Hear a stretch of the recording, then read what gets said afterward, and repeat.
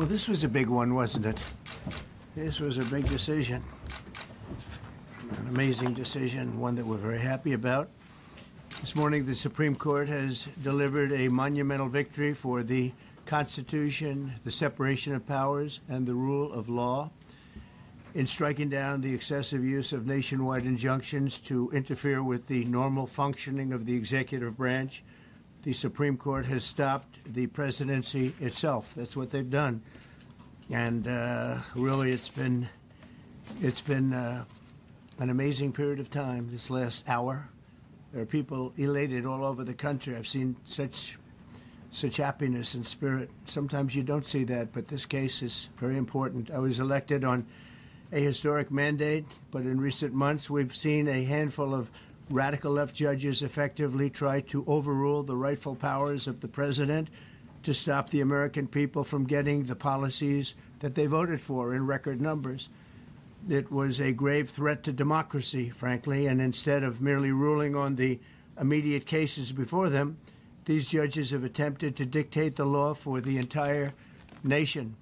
In practice, this meant that if any one of the nearly 700 federal judges disagreed with the policy of a duly elected president of the United States, he or she could block that policy from going into effect or at least delay it for many years, tie it up in the court system. This was a colossal abuse of power which never occurred in American history prior to recent decades. And we've been hit with more nationwide injunctions than were issued in the entire 20th century together. Think of it, more than the entire 20th century, me. I'm grateful to the Supreme Court for stepping in and solving this very, very big and complex problem, and they've made it very simple. I want to thank Justice Barrett, who wrote the opinion brilliantly, as well as Chief Justice Roberts, and Justices Alito, Gorsuch, Kavanaugh, and Thomas. Great people. Thanks for this decision, and thanks to this decision, we can now promptly file to proceed with numerous policies that have been wrongly enjoined on a nationwide basis. And some of the cases we're talking about would be ending birthright citizenship, which now comes to the fore. That was meant for the babies of slaves. It wasn't meant for people trying to scam the system and come into the country on a vacation. This was, in fact, it was the same date, the exact same date, the end of the Civil War. It was meant for the babies of slaves, and it's so clean and so obvious. But this lets us go there and finally win that case, because hundreds of thousands of people are pouring into our country under birthright citizenship, and it wasn't meant for that reason. It was meant for the babies of slaves. So thanks to this decision, we can now promptly file to proceed with these numerous policies and those that have been wrongly enjoined on a nationwide basis, including birthright citizenship, ending sanctuary city funding, suspending refugee resettlement, freezing unnecessary funding, stopping federal taxpayers from paying for transgender surgeries, and numerous other priorities of the American people. We have so many of them. I have a whole list. I'm not going to bore you, and I'm going to have Pam get up and say a few words, but there's really, she can talk as long as she wants, because this is a very important decision. This is a decision that covers a tremendous amount of territory. But I want to just thank, again, the Supreme Court for this ruling. It's a giant. It's a giant. And they should be very proud, and our country should be very proud of the Supreme Court today. And with that, I'd like you to listen to the words of Pam Bondi. She's an incredible Attorney General. We're very proud of her. And as you know, Todd Blanche is with us, and we have so many others that worked on this case and other cases. And I think they're doing a great job. Pam, please say a few words. Thank you, President Trump. Thank you for fighting for all Americans.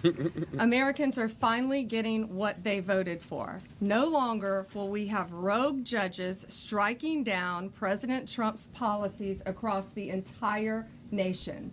No longer. Today, in the 6-3 opinion, Justice Barrett correctly holds that the district court lacks authority to enter nationwide or universal injunctions. These lawless injunctions gave relief to everyone in the world instead of the parties before the court. As the Supreme Court held today, They turned district courts into the imperial judiciary. Active liberal judges have used these injunctions to block virtually all of President Trump's policies. To put this in perspective, there are 94 federal judicial districts. 5 of those districts throughout this country held 35 of the nationwide injunctions. Think about that, 94 districts. And 35 out of the 40 opinions with nationwide injunctions came from 5 liberal districts in this country. No longer. No longer. These injunctions have blocked our policies from tariffs to military readiness to immigration to foreign affairs, fraud, abuse, and many other issues. The judges have tried to seize the executive branch's power, and they cannot do that. No longer. No longer. And on immigration, on a side note, today marks 2,711 arrests on these terrorists and these gangs. Total arrest today with HSI investigations. And thank you, Stephen Miller. Thank you to Homeland Security. Thank you to everyone working hand in hand with the FBI on all of these transnational gangs. TDA has been a huge terror to our country, as well as MS-13, as well as Sinaloa cartels. No longer. No longer. These injunctions have allowed district court judges to be emperors. They vetoed all of President Trump's power, and they cannot do that. This has been a bipartisan problem that has lasted 5 presidential terms, 5 different presidents. And it has ended today.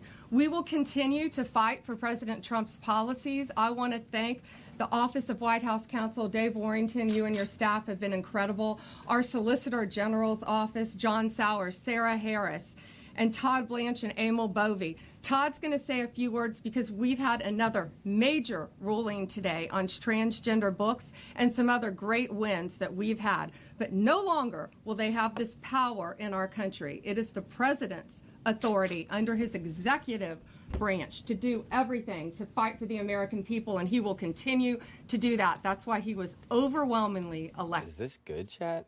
I mean, so basically what they're saying is the judicial court can't overrule the president's decisions anymore. So whatever Trump says goes. Thank you. Let me know what you think.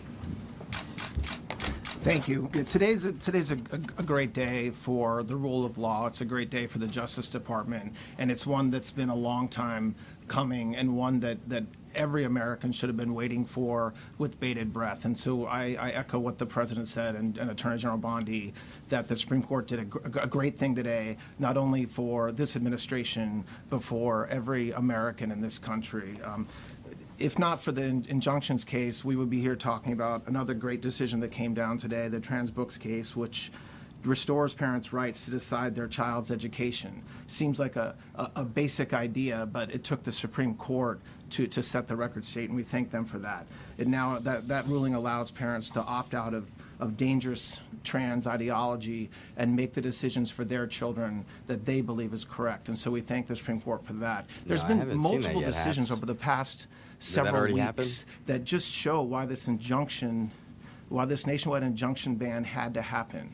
For example, what I mean by that is local district court judges issuing decisions that are clearly contrary to law just because they don't like the policy of President Trump. And when it gets to the Supreme Court has to correct it. But that takes time. The Attorney General thanked our lawyers, and I'll do it again. Our lawyers are working 24 hours a day, 7 days a week to fight these injunctions and to emergency appeals, emergency stays, going back to the district court judge, asking them to change their view.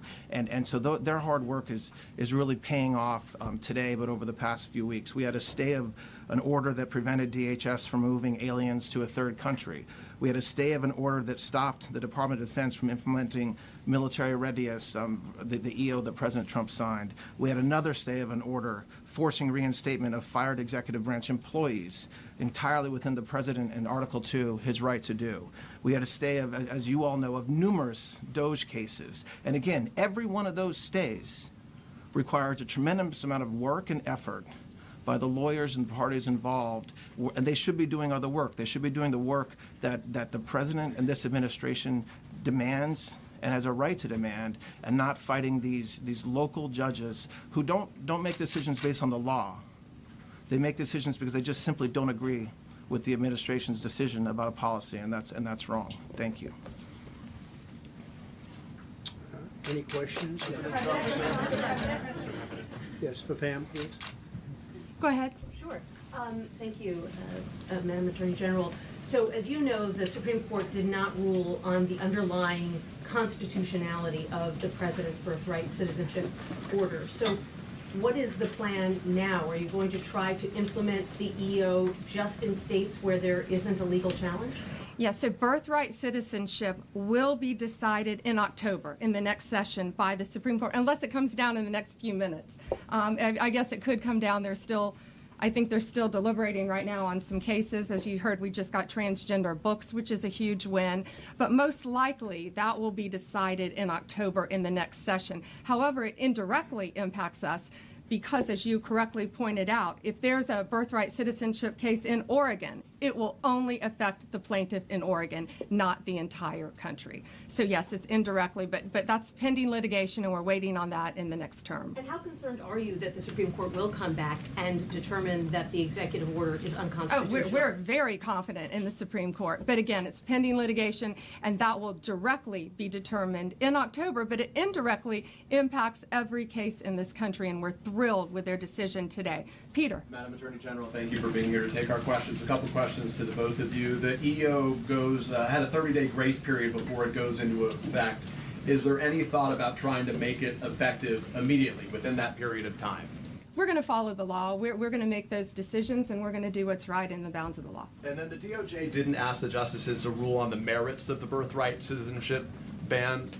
Just for explanation purposes, why? Sure, because that's going to come down in October in the separate. This was huge because it's indirectly impacted today. As I said, it's case by case.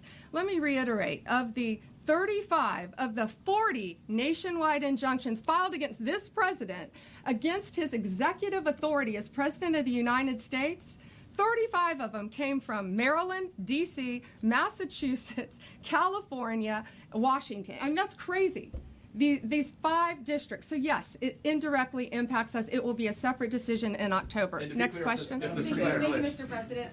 A question for you, sir. Do you believe this ends the power of the lower court judges to stop your agenda? Do you see this as a full green light for your agenda going forward? Well, you'd have to really speak to the lawyers about that. But this is really also a decision based on common sense. It didn't work the other way. It was a disaster where somebody from a certain location in a very liberal state, or a liberal judge, or a liberal group of judges could tie up a whole country for years, because their decision would sometimes take years to overturn. We've overturned many of the decisions, but it would take years to do it. And we have to act quickly when it comes to illegal immigration. We have murderers, killers, we have drug dealers, we have what they've allowed to come into our country.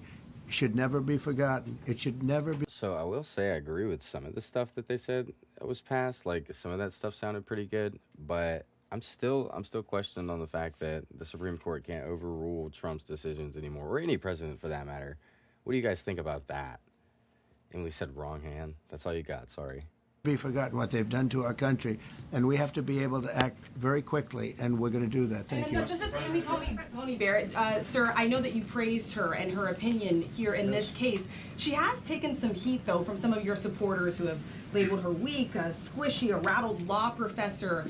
What is your take on that? I don't know about that. I just have great respect for her. I always have, and her decision was brilliantly written today. From all accounts, yeah. Transgender rulings, Mr. President. What would you say to Americans who fear that this is more and more concentration of power in the White House and the executive? Well, this really brings back the Constitution. This is what it's all about, and this is really the opposite of that. I mean, the question is fine, but it's the opposite. The Constitution has been brought back. Thank you so much, President Trump. Illegal crossings in the border are 0 now. 0. Does everyone hear that? 0. Trump 2028. Do you intend, President Trump? Who's that guy? Yo, that was so funny. He's working the cameras. He's gonna pay him. This new reality, President Trump, in the border. Do you intend to engage personally with leaders from South America, not only Central America, Sure. in order to I do tackle that this, anyway. this situation in I a do that regional anyway. way? And if you have a perspective of meeting some Sure. presidents from South America, as Brazil, for example. Well, you see, as an example, not South America, but NATO over the weekend. Yeah. They have great respect for our country now. They did things that nobody thought was possible. They took funding from 2% to 5%. Nobody thought they'd ever pay the 2%, and now they're paying the 5%. It's over $1 trillion more a year. Think of that, $1 trillion. Nobody thought that could happen. That's a different group of people, different countries. Yeah, but we get along with a lot of countries. We are respected again. Our country, the U.S., is respected again. Was not respected 6 months ago. I can tell you. We asked about the big beautiful. Yeah, go ahead, please. Yeah, Mr. President, you have a deadline coming up on trade in 2 weeks. Which countries, if On any, what? on trade, on tariffs, Yeah. sir? Which countries, if any, are close to agreements with the administration? Well, that's an interesting question. We've made a deal with China. We've made a deal with probably 4 or 5 different countries. With the UK, it was a great deal for both. And we're in the process of making some others. But ultimately, in fact, Scott is here, and Howard Lutnick, these two guys have been doing an incredible job, and the people that work with them have been doing an incredible job. But, you know, we have 200 countries, you could say 200 countries plus. We can't do that. So at a certain point over the next week and a half or so, or maybe before, we're going to send out a letter. We talked to many of the countries, and we're just going to tell them what they have to pay to do business in the United States. And it's going to go very quickly. But some of the bigger countries, so India, I think we're going to reach a deal where we have the right to go in and trade. Right now it's restricted. You can't walk in there. You can't even think about it. We're looking to get a full trade barrier dropping, which is unthinkable. And I'm not sure that that's going to happen. But as of this moment, we've agreed to that, go into Indian trade. We're going to be trading in China. That's going to come a little bit down the road, but we're going to be trading in China. We have a lot of great things going, and we're getting along with countries, but some will be disappointed because they're going to have to pay tariffs. And we've taken in. Bro, I just want to hear him say China 100 more times. Let me hit on chat real quick. Yes, I am getting stoned. You look like a chill dude, but your country is what's wrong with the world. I don't agree with everything my country does, but I agree with some of it. And I am proud to be where I am, but at the same time, like, there's a lot that I would fix if I could. You know what I'm saying? Already hundreds of billions of dollars in tariffs, no inflation. The only problem we have is we have a Fed guy that doesn't understand what's happening, and it would be great if he'd lower the rate because we'd be able to borrow a lot cheaper. Yeah, go ahead, please. Why don't we keep it on this subject? This is such a big subject. You know what? Trade is so big, but this, I don't know, in a certain way, this might be bigger than trade. I think this is bigger than trade. Yes, please, go ahead. I was wondering, though, if you could... Go ahead. Sir, on the transgender ruling, the Supreme Court ruling that parents with religious objections can pull their kids out of public school lessons that use LGBTQ materials. Pam brought it up. Your reaction to that ruling today? Juju. I think the ruling was a great ruling, and I think it's a great ruling for Appreciate parents. the sub, Juju. It's really a ruling for parents. They lost control of the schools. They lost control of their child. And this is a tremendous victory for parents. And I'm not surprised by it, but I am surprised that it went this far. It took us to bring life back to normal. So it's wonderful. It's parental. And I kept saying, we will give you back your parental rights. They were taken away, and this is a tremendous victory for parents. Yeah. Mr. President, if you look at the back at the last week, it's been extraordinary in terms of the action in the Middle East. You were at The Hague. Been a hell of a week, hasn't it? I'm wondering now if you believe been that some Iran. week. I'm wondering now, sir, if you believe that Iran has given up its long history of ambitions with nuclear weapons, or what you would like to see from them to prove that they do, and what type of meetings is your administration looking for next week with Iran? So Iran wants to meet. As you know, their sites were obliterated. They're very evil nuclear sites. They were, now has been proven. We had some fake news for a little while. The same people that covered the Hunter Biden laptop was from Russia. The same people that did 3 or 4 other Russia hoax. But on their ambition. No, wait, just listen. They came up with something that delayed the credit that our great pilots and these great what talent that was, and they hit it right down in the spot. 52,000 feet. Think of this dark, no moon, you couldn't see a thing, and they hit the refrigerator door, as they say. That's the size of a target, and overwhelmingly, and it's amazing what was done. We're the only ones that could have done it, and we took out the two of the other sites also. In addition to that, we finished them off. That was a very evil intention.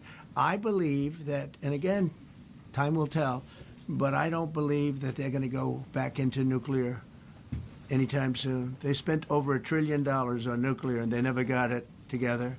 And nothing was moved from the site, by the way. To do that is very dangerous. It's very, very heavy material. Those cars were most likely the cars of masons because they were pouring concrete at the top, at the hatch, as you know, the hatch going into the nuclear site. They wanted to reinforce it, and they had some masons there pouring concrete. By the way, that concrete was obliterated. It hit exactly at the concrete. It was, I don't think it had a chance to dry, but everything's down there. It's under millions of tons of rock. Please. Yes. Your administration has said that El Salvador is one of the safest countries in the hemisphere. So why haven't you yet canceled temporary protective status for that country? Was it part of the deal? Well, we'll take a look. We've had a great relationship with El Salvador. They have a fantastic leader. They built a massive prison system. And I don't know exactly why, but it's a hell of a system. And we bring people there, and when they go there, they don't get out. And frankly, when they hear they have to go there, they become very nice people. They become very nice people. It's a tough system, but it's a brilliant system. And it's a system done by a very, very good leader. We'll talk about El Salvador. A lot of respect. Yeah, please. Thank you. A question for you and then a question for the Attorney General. As you go into negotiations and talks with Iran, are you demanding not only that there would be no uranium production inside of Iran, but also that Iran would turn over all existing stockpiles of uranium? Well, you know, we're a little early for that, but something like that, yeah, we'll do something like that.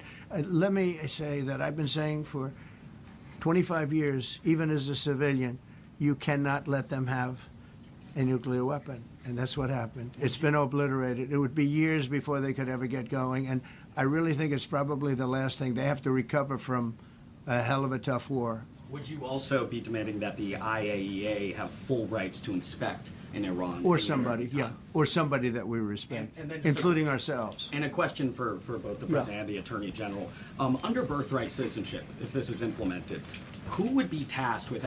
Yo, Pancho says, I respect you, bro. Mexico, everything is cheap out here, gas, food, etc. The only problem in my country is the mob. I'm actually interested to know more about that because I've heard about that, but I haven't done a lot of research into that. But I know prices are mad cheap there as well. I just hope like all prices for Americans are going to be jacked up because of all the stuff we're doing, in my opinion. I don't know. Welcome in everyone new. I hope you're enjoying the content. If you do like the stream, let's get some more people in here. Actually vetting citizenship, and how, like, would this be a situation where you have nurses and doctors checking for citizenship of parents, or? This is all pending litigation. It's going to be decided in October by the Supreme Court, and we'll discuss that after the litigation. If you have an undocumented baby, would that baby then be an enforcement priority? The violent criminals in our country are the priority now. Let me put it in perspective. Today marked the 2,711th arrest in our country of TDA members, just TDA. Everyone in this room agrees they are one of the most violent criminal organizations in the world. And the Biden administration let them walk into our country for the last 4 years. 2,711 of them today have been arrested in our country. That is the priority of Donald Trump. That is the priority of this country, of Homeland Security, of all of our lawyers, of FBI. That's the priority. That will be discussed in October when the Supreme Court hopefully rules in our favor, and we're very confident of that. But you should all feel safer now that President Trump can deport all of these gangs, and not one district court judge can think they're an emperor over this administration and his executive powers and why the people of the United States elected him. I just might add one thing, and they used birthright citizenship, some of the worst people, some of the cartels, to get people into our country, just so you know. And again, I say, if you look at the end of the Civil War, the 1800s, it was a very turbulent time. If you take the end day, was it 1869 or whatever, but you take that exact day, that's when the case was filed. And the case ended shortly thereafter. This had to do with the babies of slaves, very, very obviously. And I think we're going to win. I don't think they went about discussing it right. I came along and we looked and we said, wait a minute, this is wrong. We've been looking at birthright citizenship wrong for years, but they've used it. The cartels have used birthright citizenship to get very bad people in. And what Pam's doing and what Todd and everybody else, what they're doing at DOJ and all over, FBI, ICE, Border Patrol, these are incredible people. They're trying to keep our country safe, and they don't want to have people come in. This is just another way that they get illegal immigrants into our country, and in some cases, very, very bad ones. Go ahead. Thank you, Mr. President. On your tax bill, if I could for a moment, senators are racing to rewrite parts of it right now after the Senate parliamentarian ruled that sections of it were outside of the process that they're using to get this through. Do you think that senators should respect the decisions of the parliamentarian? And what have you personally done in the last 48 hours? Did you just say I look like Tim Pool? Who the fuck? To try and get Republican senators who are against the bill to a yes? Well, look, it's a great bill. It's a massive tax cut. If it's not approved, your taxes will go up by 68%. Think of that, 68, a record, the highest in the history. The Democrats won't approve it only because politically it's so good for the Republicans. The Democrats aren't approving it. But think of what they're not approving. They're not approving border security. We've done a great job at the border, but we have to add some wall. We have to do various things. We have no money for that. We have no money for the border. We have no money for so many things. But if the Democrats, it'd be interesting to see if we get any Democrat votes. We should. If I were a Democrat, I would absolutely, maybe Fetterman, because he seems to be the most sensible one lately. If I were a Democrat, I would vote for this bill all day long because it's tax cuts and so many other things that are common sense. They're basic things. I think they're doing fine. The parliamentarian's been a little difficult. And I would say that I disagree with the parliamentarian on some things, and on other ways he's been fine. But we'll have to see. It's a big issue. I will tell you this: if that bill doesn't pass, the country will get a 68% tax increase. So think of this: you're a Democrat and you vote against it. That means you're voting in favor, because essentially you're voting in favor of the largest tax hike in the history of our country. And you can't do that. In addition, we're cutting costs by $1.7 trillion, and it won't affect anybody. It's just fraud, waste, and abuse. Mr. President, a leading global economist just did a 180 and says your tariff plan, you may have outsmarted everybody with it. What is your message? I love this. I love this question. This is the favorite. This is the best question I've ever been asked, because I've been going through abuse for years on this. Because, as you know, we're taking in hundreds of billions of dollars, no inflation whatsoever. But, Mr. President, what is your message to critics who think your tariff plan will cause a recession? I think they should go back to business school. It's so obvious. It's so obvious. I mean, we're taking in billions and billions of dollars from China and a lot of other countries. We took in, I had a call from somebody in the House and a high official. Sir, we have a problem. We don't know what to do. The books are a mess. I said, what do I mean by the books? The books, the money coming in. It's so terrible. I figured, oh boy, what's this? I don't like this question.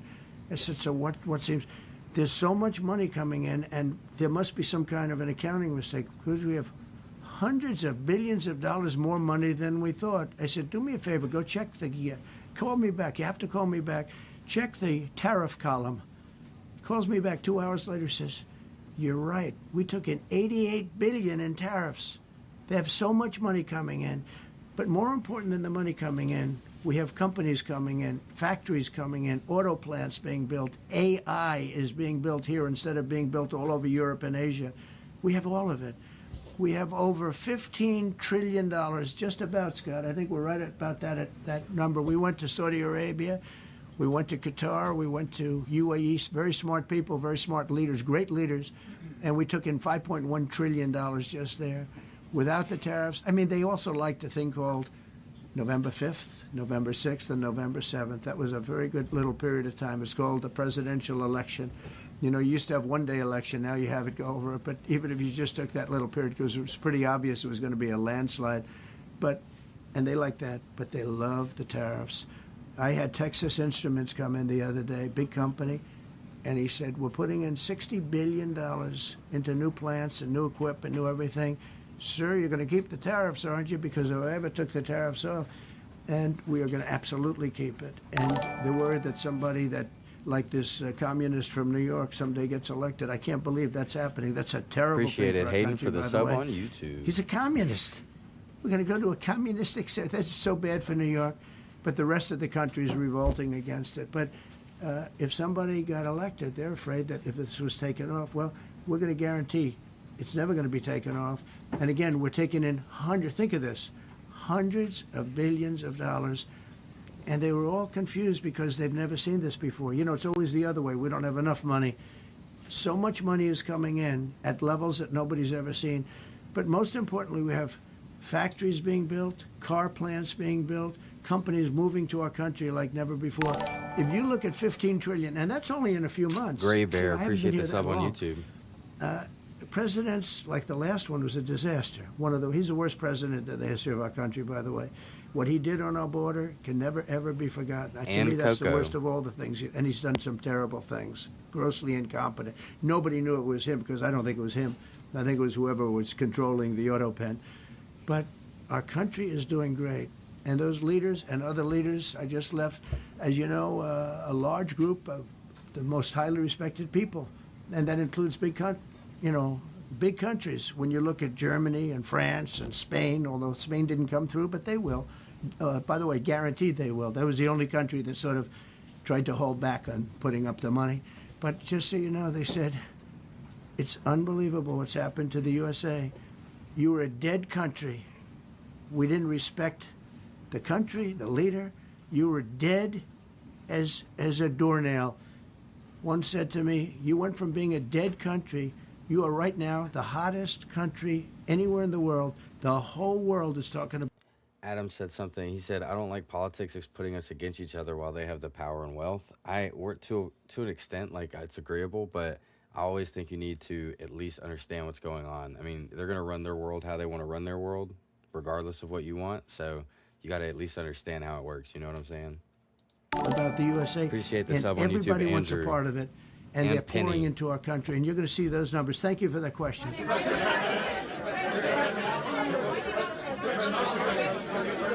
Yeah, go ahead, please. Thank you, Mr. President. I have a question about trade. Secretary Bessent has said that Andrew, thank you for the sub on tariff YouTube. deals with major partners will be done by Labor Day.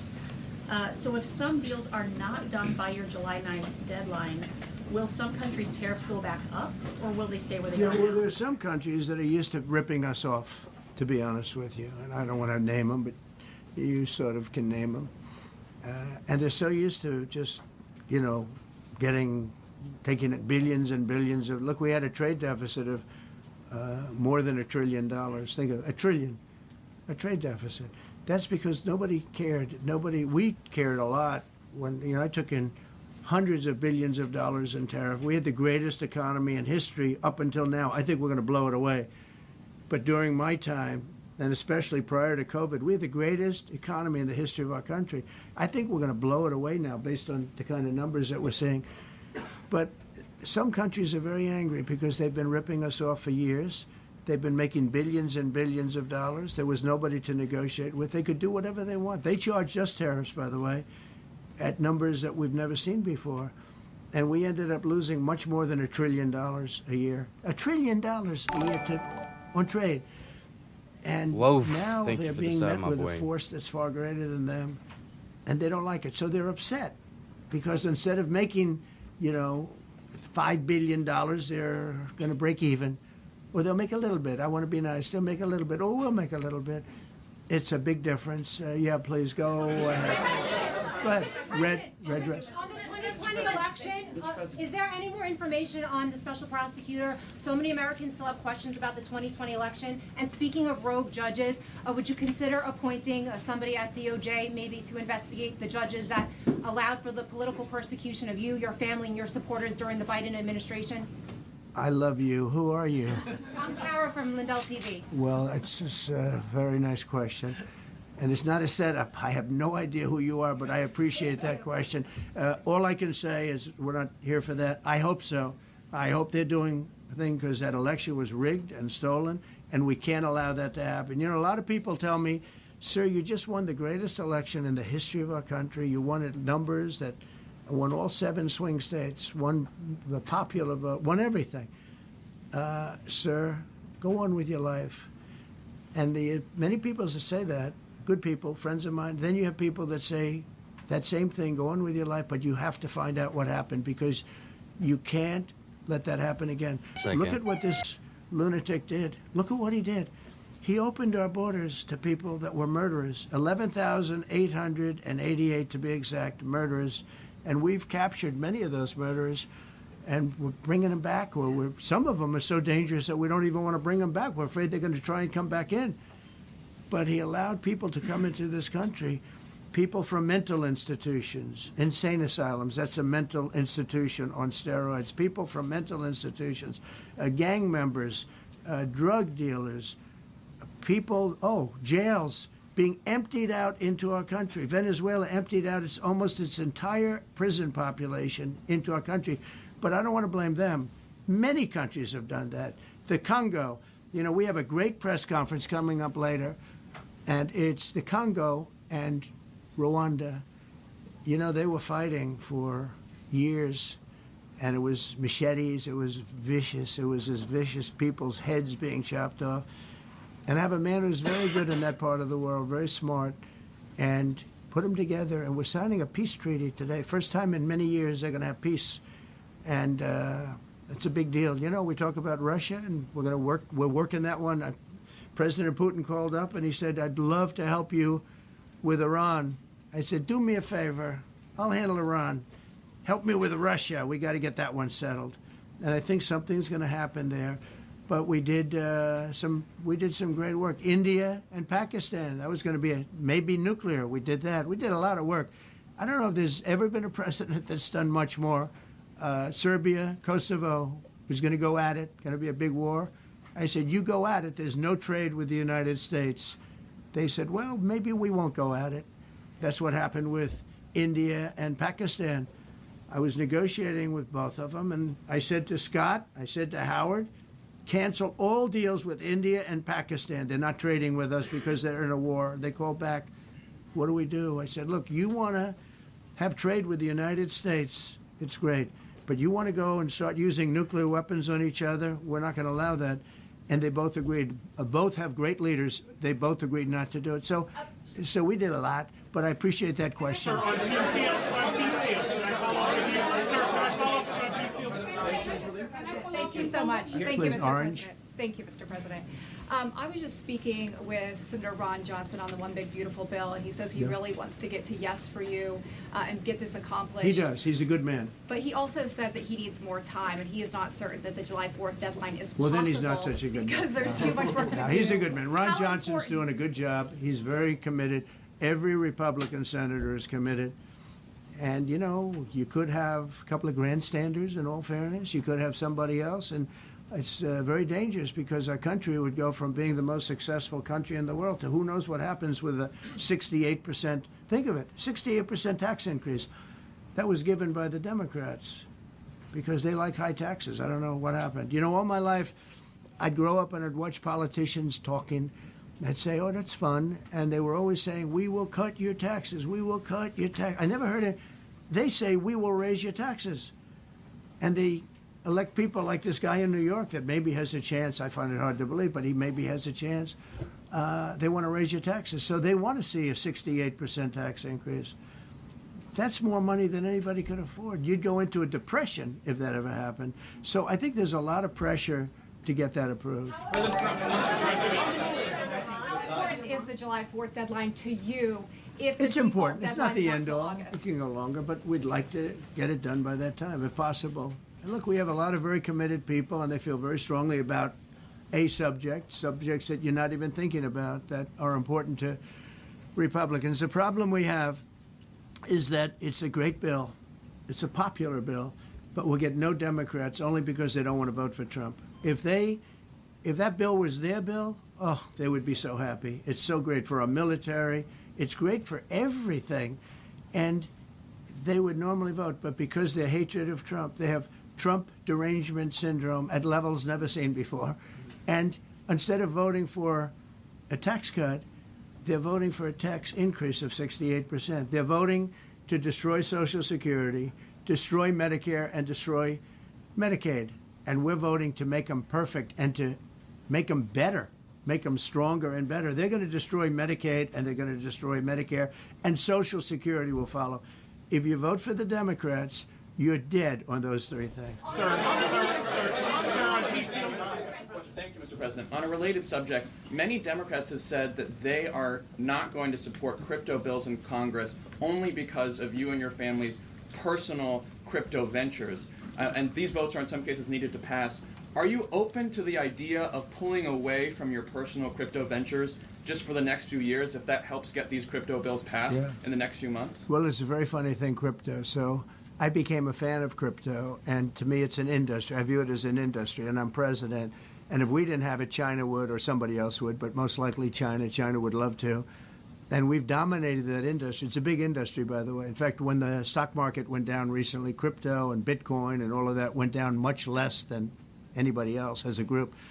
And we've created a very powerful industry, and that's much more important than anything that we invest in. We invest in it, but really that was an industry that wasn't doing particularly well. I got involved with it a couple of years ago, and before the second term. I got involved before I decided to run. I only decided to run because I saw what was happening, and Biden was incompetent, and the administration was crooked and incompetent. And I was in Bitcoin then, not knowing if I was going to do it a third time. So it's become amazing. I mean, it's the jobs that it produces. And I notice more and more you pay in Bitcoin. I mean, people are saying it takes a lot of pressure off the dollar. And it's a great thing for our country. So I don't care about investing. You know, I have kids, and they invest in different things. They do believe in it. But I'm president, and what I did do there is build an industry that's very important. And, you know, if we didn't have it, China would. Okay. Sir, Mr. President, go ahead. With the glasses, gentlemen, go ahead, please. Go ahead. Thank you, Mr. President. So, are you going to cut funds in the sanctuary states, like, for instance, California? They keep supporting illegal immigration, and then these people work under Yeah, we're the giving table. them a hard time. And also, in a foreign policy question. I mean, they don't have a governor in California. They have a man that wants to give away everything to people that nobody's seen before.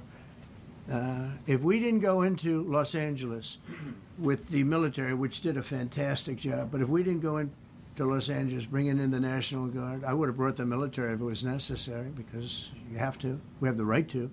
That was another thing upheld by the Supreme Court. But if we didn't go in with the National Guard and be strong and tough, you wouldn't maybe have Los Angeles. It would be like the rest of California, the rest of Los Angeles. They lost 25,000 houses in a fire. They should have lost none. You know, I sent the water down. I had to break into their water supply because they just refused to do it. They're crazy. There's something wrong with them. They have plenty of water. They don't have droughts or anything. They have We let it come down from the Pacific Northwest. They routed all the water out into the Pacific Ocean for environmental reasons, okay? And now you have 25,000 houses, none of which would have burned down if you had the water. They didn't have water. They didn't have water for the fire pumps. They didn't have water in the sprinkler systems that people put in. So the answer is we're going to work with governors. We're going to work with radical left Democrats and Democrats, and we're going to make it good for everybody. We'll have to stop the crime in those, or in the case of the cities, I think I can say just about all cities with heavy crime are run by Democrats. Go ahead. Yeah, with the glasses. I'm with Iran Go ahead, yes. International. Yeah, no, the man behind you. Yeah, please. President Trump, Anthony Mashhad from Amphibia, Lebanon. I want to ask you regarding the threats posed by Iran's allies and proxies operating in the U.S. They were threatening your life. So what do you say about that? And regarding the Lebanon, because Hezbollah is as well part of Iran's allies, is there any time frame in Lebanon regarding disarming Hezbollah in Lebanon? Yeah, Lebanon is a great place with brilliant people. You know, it was known for the professors and doctors and had an incredible history. And hopefully we can bring it back again. I just appointed a friend of mine who's Lebanese, and I didn't know he was Lebanese. I've known him for 20 years, very, very successful man. And I just appointed him. And I said, why would you want that? He said, because I was born there, I was raised there, I love it. I love it so much. I said, you know, it's very dangerous going to Lebanon as ambassador. And he said, that's what they say, but I don't care about danger. I mean, this is a guy that is just a very big business guy. He wants to give up his whole life to go to Lebanon because he believes in it so much. We're with Lebanon all the way. We'll try and straighten it out. Your life as well. So what action? Threaten my life? Yeah, they have threatened. I get that throbbing feeling every once in a while. Get that throbbing feeling, but you know what? That's okay. This is a dangerous business. What I do is a dangerous business. You know, I tell the story of the car companies and different people and different professions you have. Race car drivers, as an example, 1/10 of 1% die. Bull riders, 1/10 of 1%. That's not a lot, but it's people die. When you're president, it's about 5%. If somebody would have told me that, maybe I wouldn't have run. Okay? This is a very dangerous profession. Yeah, please. By the way, so many questions. Should we keep this going, Pam? Or not? This is the opposite of Biden. Biden would take a half a question and he'd leave without answering it. Go ahead. On Iran. You tell me when it gets boring. Okay. If Iran. Are you from Iran? No, I'm not from Iran. I'm from the UK. But if the intelligence reports conclude that Iran can enrich uranium to a level that concerns you, would you consider bombing the country again? Without question, absolutely. And have you had any conversations? Turned out to be unbelievable. But, you know, our incredible flyers and I call them the shots. These guys are unbelievable. Think from 52,000 feet, they hit the equivalent of a refrigerator door. They actually hit it right in the center, so it's much smaller than that. And just bomb after bomb going deeper, deeper, blowing up. Incredible, incredible thing. I don't know if you heard the general. He was very impressive. Raisin Cane. You know, he's the one that beat ISIS for me. And he did it in a matter of weeks. And I was told it was going to take 4 or 5 years. And when I got this job, I always said, if I get this job, I'm going to put that guy as the head of the Joint Chiefs of Staff. And Dan Kane, and he, when I heard his name was Raisin, his nickname is Raisin Cane. I said, you got to be kidding. So I liked him right from the beginning. But he knocked out ISIS in a time that nobody ever thought possible.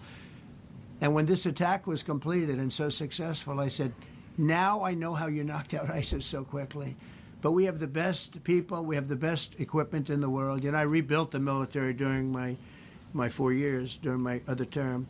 We have the best equipment in the world. The problem is we gave away, you know, a lot of it, but small, relatively speaking. We gave a lot of it away to Afghanistan. Shouldn't have happened. That just shows how incompetent they were. They gave all that equipment away, billions and billions of dollars worth. Shouldn't have happened, but that was small compared to what we have. Now we have a great military with great people. Okay. Yeah, please. Mr. President, congratulations. A couple of very different questions. One is Rwanda in 1994. As you grew up in New York, we all knew how horrific those attacks were. Congratulations on that treaty. There are talks that perhaps... That's going to take place today at 3 o'clock in the Oval Office. We're going to have a signing with Rwanda and the Congo. So I'm a little out of my league in that one because I didn't know too much about it. I knew one thing. They were going at it for many years and with machetes. It is one of the worst wars that anyone's ever seen. And I just happened to have somebody that was able to get it settled. I mean, just a brilliant person who is very comfortable in that part of the world. It's a very dangerous part of the world. I said, are you uncomfortable there? People are being killed. School children are being raided and killed. and I don't even want to say how, but as viciously as I've ever heard. Are you uncomfortable? No, that's the part of the world that I know. Very comfortable. Was able to get them together and sell it. And not only that, we're getting for the United States a lot of the mineral rights from the Congo as part of it. They're so honored to be here. They never thought they'd be coming to. Look, this is a very tough part of the world. They never thought, they were just telling me, they never thought they'd ever be coming to the White House, and they're so honored. And so we're going to give them a great big reception. But that's after many years of fighting. It's a great thing. That's at 3 o'clock, I believe. Sir, are you concerned at all about secret nuclear sites in Iran? You talked about maybe just secret nuclear site? Yes, that there might be some. Not really. Can I tell you? They're exhausted. And Israel's exhausted too. And I dealt with both of them. And they both wanted it settled, both of them. And we did a great job, but they're exhausted. The last thing they're thinking about right now is nuclear. You know what they're thinking of? They're thinking about tomorrow, trying to live. It's such a mess. It's such a mess. The place was bombed to hell. And no, I'm not worried about it at all. And I'm putting out a little statement. I'm going to respond to the Ayatollah's statement yesterday that we won the war. Oh, God, we won the war. And I said, look, you're a man of great faith, a man who's highly respected in his country. You have to tell the truth. You got beat to hell. And Israel was beat up too. They were both beat up. And it was a great time to end it. It was quick. They got the hate out. There was a lot of hate, a lot of hate. It would be great if they didn't have that hate. But the last thing they're thinking about is nuclear weapons right now. Please. Thank you, Mr. President. Iris Tao with NTD Research Media with the Epoch Times. Thank you Good. so much for doing this. It's Sure. very refreshing for all of us here. It's a good I believe, group. in this room. It's refreshing. Very refreshing. Yes, we haven't Probably. had this in, for the I understand what you mean. So thank you so much for coming out here. Other to than talk to us. Caroline's done a great job. Yes, sure. You're referring to the past administration, Yes, not to yes. Caroline, right? Yes. Back to the ruling today, if you don't mind. So you have always talked about winning for the American people. Right. How do you think today's ruling will enable you to further deliver for American families and workers across the country, not only when it comes to immigration, but also when it comes to trade, energy? What actions are most eager to move forward Well, I with think now? taking power away from these absolutely crazy radical left judges is a tremendous. This is such a big day. This is such a big day. It's like it's sort of sad because we're doing the signing at 3 o'clock, and this may very well dominate the signing of a big war that was going on and really affecting the continent of. Think of it, the entire continent of Africa was being affected. We're settling that war today, and this will probably be a headline. But this is a very big moment, and it gives power back to people that should have it, including Congress, including the presidency. And it only takes bad power away from judges. It really doesn't take power. It takes bad power, sick power, and unfair power. And it's really going to be, this is a very monumental decision. Yeah, please. Yes, President, thank you very much. On July 9th, is that July 9th date set for tariffs to snap No. back? Or could there be a... We can do whatever we want. We could extend it. We could make it shorter.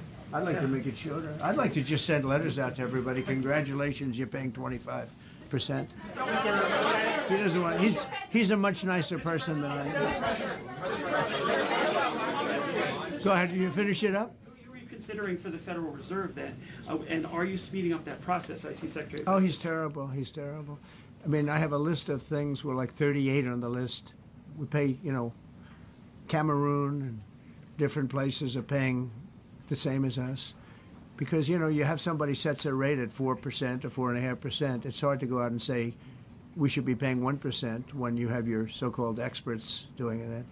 And the sad part is, as per the question that you asked about tariffs, we've had the tariffs and we have less inflation than we had before. What we have is a hell of a lot more money, a hell of a lot more income, and we shouldn't be paying a rate like that. In other words, when we pay a rate, I'll tell you, each point is the equivalent of $300 billion. So if we had it down 3 points, because I think we should be at 1, you have Switzerland is at 0.25. In other words, 25% of 1%. And they're the number 1 right now. but we should be the number one. And soon you're going to have, I think, you're going to have where the people will pay will pay, like we had a few years ago, where you put up money, you loan money, and I mean, you actually, instead of paying, you get paid. I love that. I don't know if it's any good, but I love it, where you put up money and you get paid. But we should be in a category, so we should be at the top of the list, not toward the bottom of the list. But we have a man who's not a smart man, and he probably has Trump derangement syndrome. And he's just not a smart person. What he's doing, though, he's hurting us for years to come. Because if we borrow money at 2 points higher than we should be paying, that's $600 billion. Wouldn't you say those numbers are about right, Scott? So it's 2 points would be about 600, actually more than that, but about $600 billion. All because the guy doesn't want to lower the rates. He is doing the service, a very disservice. And then he goes up and talks about, I'd like to see costs come down. You know, he gets up and he does his little thing for 5 minutes, and he goes out and he goes back to the beach. He goes, I'd like to see costs come down. Well, he could lower the interest cost by $900 billion a year. All he has to do is lower rates. And everybody's saying, I was watching some of the business shows today, and they're saying, you know, Trump's right. He should really be cutting. The country's doing well. We have no inflation. Now, despite him, we're doing great. But if we got the rates down, we would be a rocket ship. So I think that'll be it. And I just want to thank everybody. This is a really big day. We've had a big week. You know, we've had a big week. We've had a lot of victories this week. NATO was a tremendous victory. The war was a tremendous. Look, we were talking about this for 30 years, about Iran being nuclear. And all I said is it will not be nuclear, and it's not going to be nuclear. And, you know, I want to give credit to a lot of people, and most importantly to our great military. Boy, they put out that fire. Once that happened, once those bombs got dropped, that war was over. That war was over. But I just want to compliment them. Incredible. The general and all of his generals. Pete Hegseth was great. They all. And now I want to compliment Pam. A lot of genius went into this. You know, people, if you don't say it exactly right, if the Supreme Court doesn't get it because it's incorrectly spoken about, and that happens. A lot of cases are lost because they don't say the right words. But I want to correct. She's going to go down as a great attorney general. I may change my mind about that. I don't know. Maybe someday I'll have to call and say I was only kidding. She's going to go down as a great attorney general. This was a tremendous win, and we've had tremendous wins, but this was a tremendous win today. So I just want to congratulate you and Todd and your whole staff. Very brilliant people, and we can't forget John Sauer. That's right. Who is with. There's a medical emergency within his family, so he's taking care of that, and we said absolutely. So I just want to thank everybody very much. Thank you. Sir, can there be a Gaza ceasefire deal? Mr. Jeff Bezos on his wedding weekend. Sir. Thank you, Mr. President. Thank you, sir.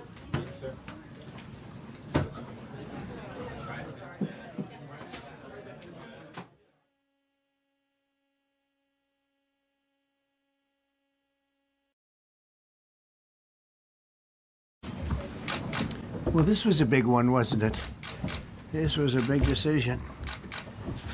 An amazing decision, one that we're very happy about. This morning, the Supreme Court has delivered a monumental victory for the Constitution, the separation of powers, and the rule of law in striking down the excessive use of nationwide injunctions to interfere with the normal functioning of the executive branch. The Supreme Court has stopped the presidency itself. That's what they've done. And really, it's been an amazing period of time, this last hour.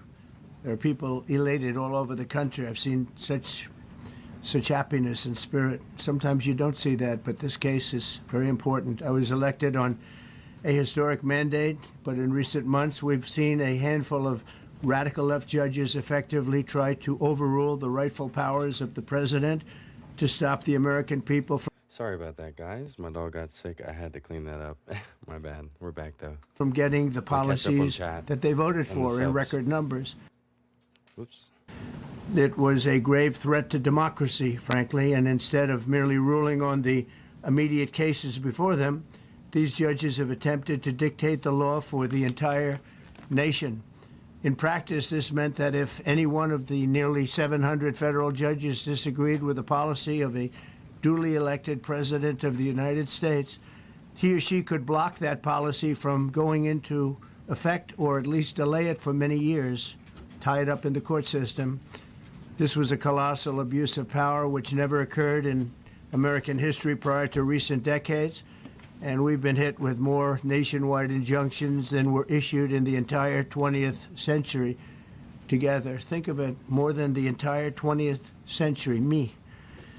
I'm grateful to the Supreme Court for stepping in and solving this very, very big and complex problem, and they've made it very simple. I want to thank Justice Barrett, who wrote the opinion brilliantly, as well as Chief Justice Roberts, and Justices Alito, Gorsuch, Kavanaugh, and Thomas. Great people. Thanks for this decision, and thanks to this decision, we can now promptly file to proceed with numerous policies that have been wrongly enjoined on a nationwide basis. And some of the cases we're talking about would be ending birthright citizenship, which now comes to the fore. That was meant for the babies of slaves. It wasn't meant for people trying to scam the system and come into the country on a vacation. This was, in fact, it was the same date, the exact same date, the end of the Civil War. It was meant for the babies of slaves, and it's so clean and so obvious. But this lets us go there and finally win that case, because hundreds of thousands of people are pouring into our country under birthright citizenship, and it wasn't meant for that reason. It was meant for the babies of slaves. So thanks to this decision, we can now promptly file to proceed with these numerous policies and those that have been wrongly enjoined on a nationwide basis, including birthright citizenship, ending sanctuary city funding, suspending refugee resettlement, freezing unnecessary funding, stopping federal taxpayers from paying for transgender surgeries, and numerous other priorities of the American people. We have so many of them. I have a whole list. I'm not going to bore you, and I'm going to have Pam get up and say a few words, but there's really, she could talk as long as she wants, because this is a very important decision. This is a decision that covers a tremendous amount of territory. But I want to just thank again the Supreme Court for this ruling. It's a giant. It's a giant. And they should be very proud, and our country should be very proud of the Supreme Court today. And with that, I'd like you to listen to the words of Pam Bondi. She's an incredible Attorney General. We're very proud of her. And as you know, Todd Blanche is with us, and we have so many others that worked on this case and other cases. And I think they're doing a great job. Pam, please say a few words. Thank you, President Trump. Thank you for fighting for all Americans. Americans are finally getting what they voted for. No longer will we have rogue judges striking down President Trump's policies across the entire nation. No longer. Today, in the 6-3 opinion, Justice Barrett correctly holds that the district court lacks authority. Chad, did that shit restart? That's the same speech you just... Yeah, no.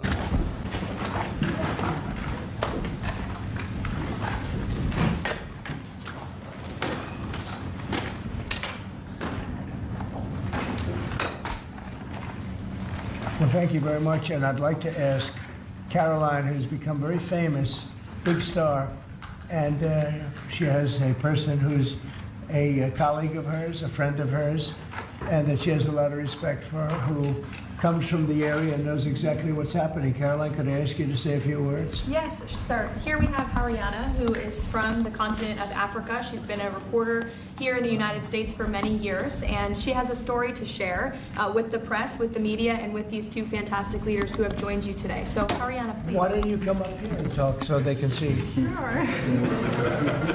That'd be great. Thank you very much. Thank you, Mr. It's a great honor. Thank you, Mr. President.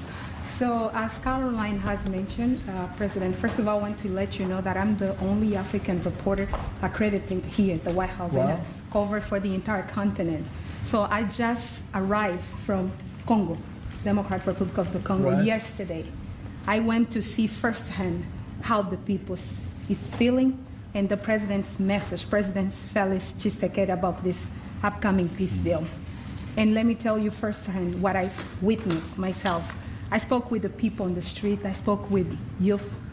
They know your name. They know that a president named President Trump is working Leslie, hard appreciate to the sub on finally YouTube. bring peace to the country. I saw hope. They have hope now for a better day in Congo. They see what you're doing as a future, better future for Congo. And I had opportunity to sit down with President Felix Tshisekedi for an interview because I want to understand his mind, what he's thinking, his feeling about everything that your administration is doing.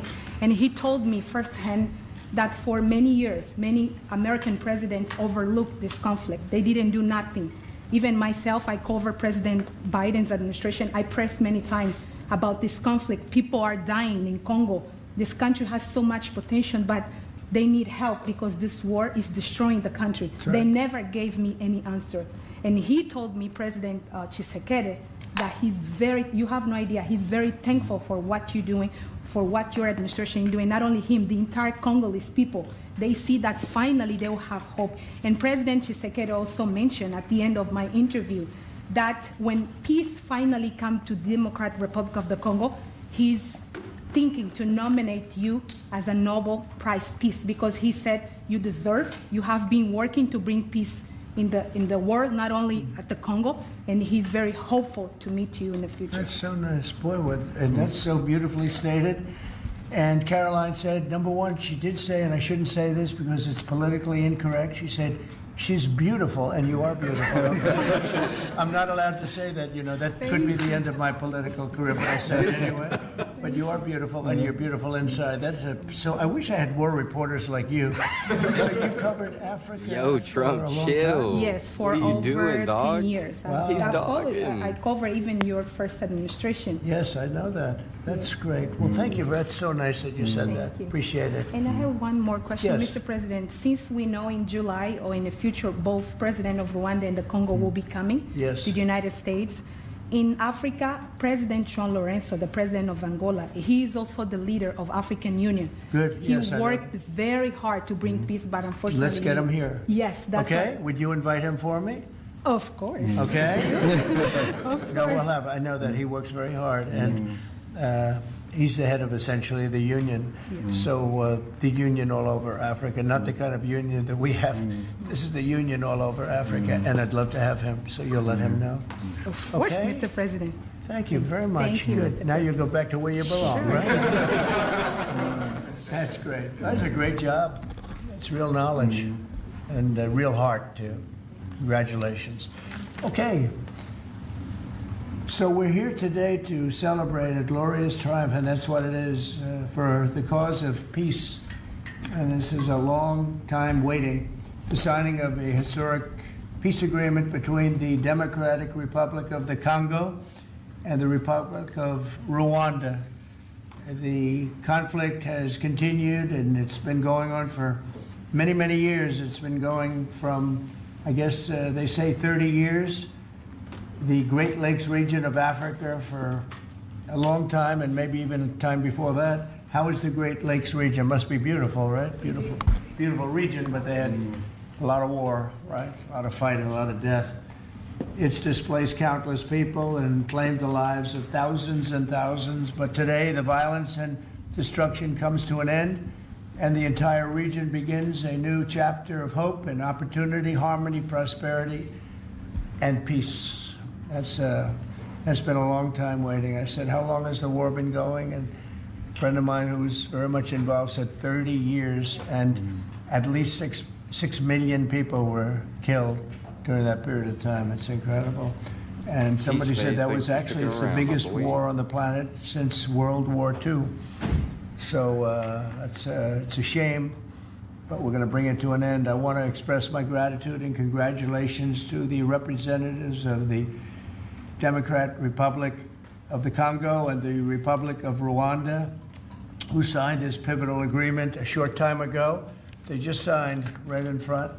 And let me also thank Secretary of State Marco Rubio, who has worked very hard on this subject, and we've worked on it together, for his outstanding leadership, as well as Senior Advisor for African and Africa Affairs, Mossad Boulos, who's, as you know, spends a lot of his time in Africa, and he's very comfortable there. I said, were you at all uncomfortable with all of the turmoil and all of the killing? And he said, no, I wasn't uncomfortable, and that's what you need.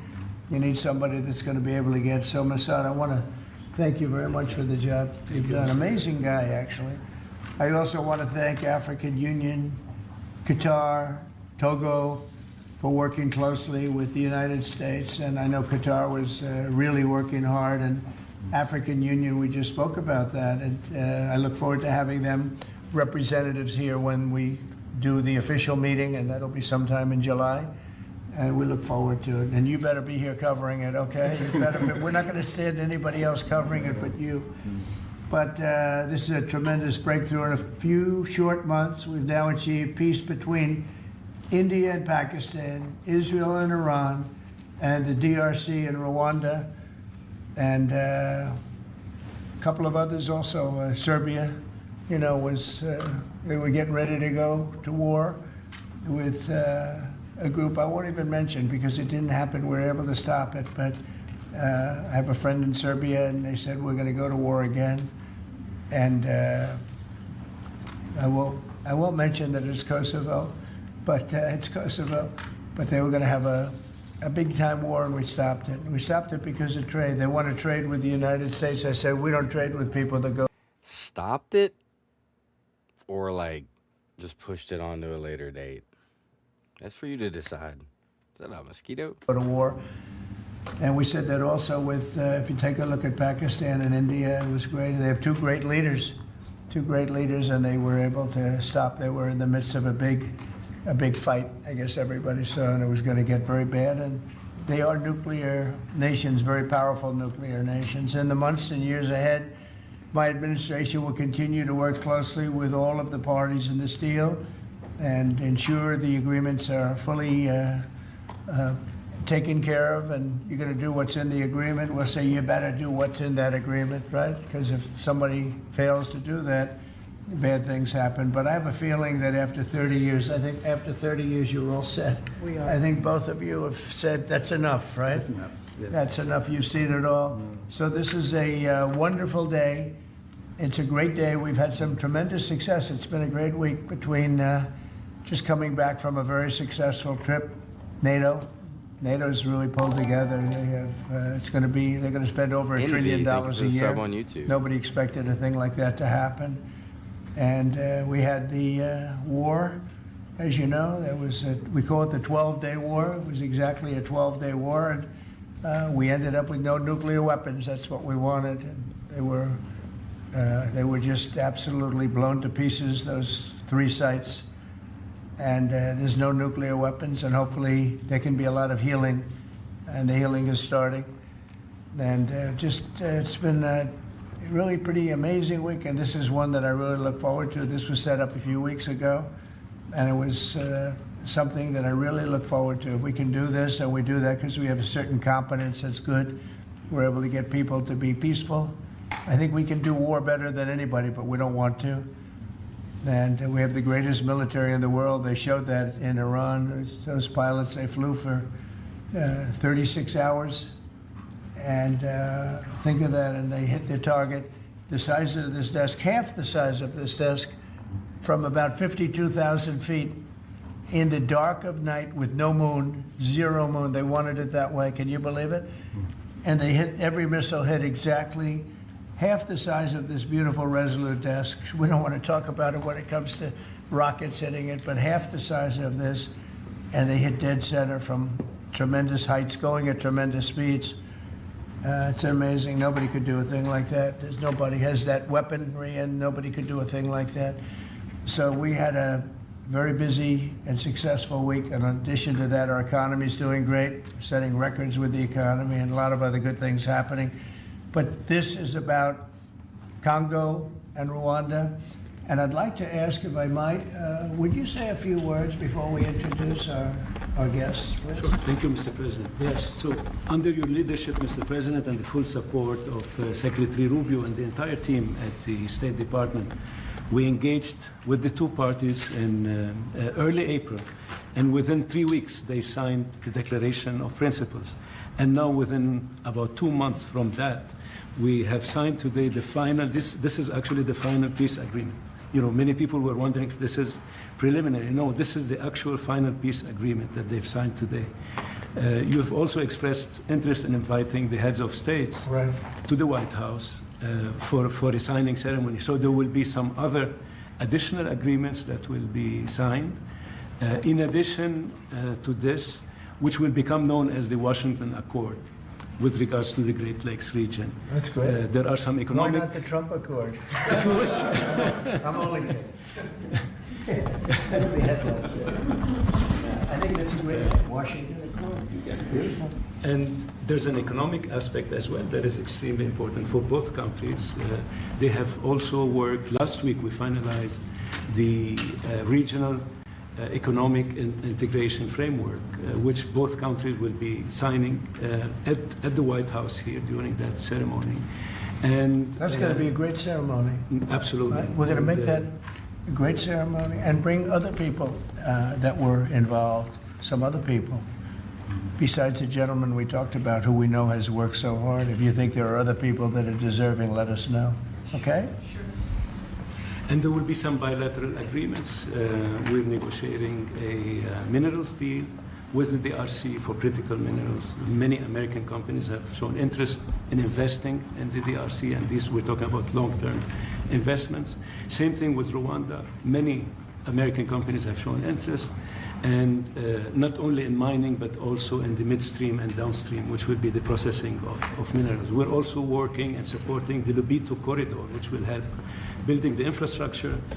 Just 2 days ago, the United States signed, and supported a project of $1.5 billion for electric transmission from Angola to the DRC. And there are many other projects of that nature lined up. So we will be, under your leadership, Mr. President, we'll be working with the two countries very closely and with the support of Qatar to make sure that this agreement is implemented. And a lot of our companies are in both of these countries now, especially since we've been getting along so well. It's probably the way we were brought together. And we have a lot of our big companies are there, between rare earth and all of the other things that they do in Africa, which is very greatly expanding, especially in these two countries. You have earth, they consider it to be about the best in the world, actually, I've heard. So we're doing a lot of different things, and it's all going to bring everybody together. That's how this all began, I guess. But the big thing is, the big thing for me is there's really only one thing, and that's getting a peace treaty with two countries that have been fighting for 30 years. And but I want to thank you all. Will, if you could, you could bring the letters over. Of course, sir.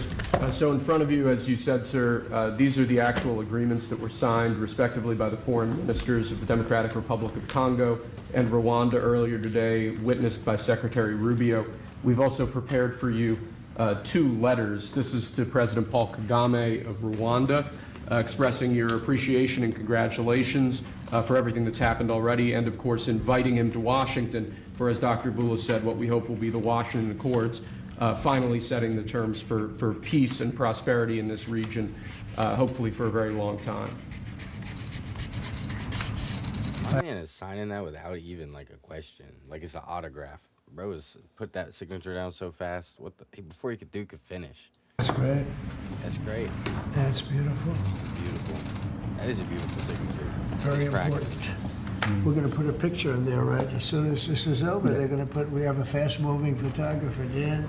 He's going to put a nice picture of us here. Okay. Thank you. That's for you. Thank you. And this is a letter to President Tshisekedi of the Democratic Republic of Congo, again congratulating him on settling this long-running war and inviting him to Washington, D.C. for the final conclusion of the agreement, hopefully soon. That's great.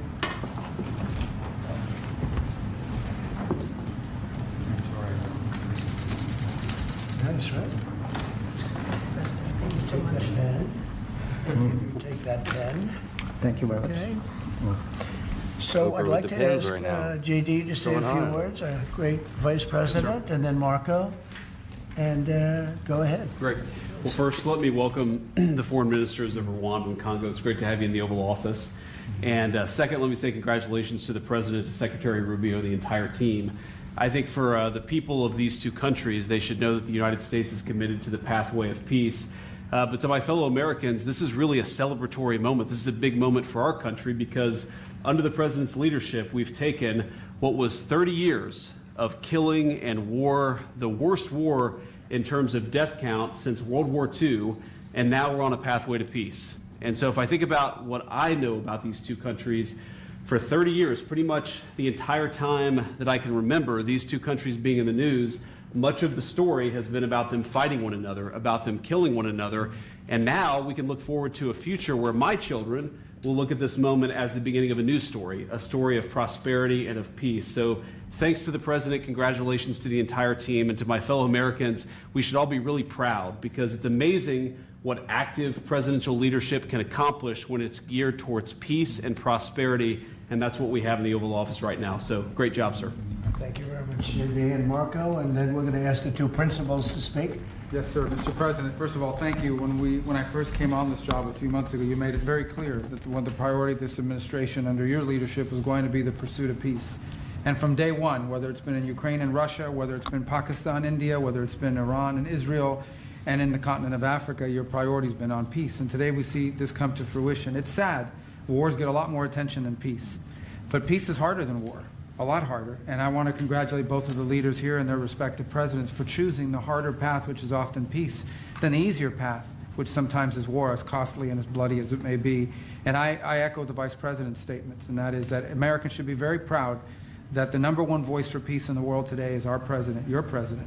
And so thank you, President Trump. And I want to, again, recognize Dr. Boulos and the work he's put into this from day one. He's really put a lot of time and effort, and as our friends from the respective countries can share with us. And last point, I do want to thank, you've done this already, but the African Union, Togo, and Qatar, who have been extraordinary partners and whose help we're going to need to continue to receive in order to bring all this to fruition. So congratulations to both of you, and thank you, Mr. President. Thank you. Great job you've done. Do you want to start? Either way. Would you like to start? Ladies first, maybe. Okay. Thank you so much. Thank you very much. Thank you so much, Mr. President, for having us here.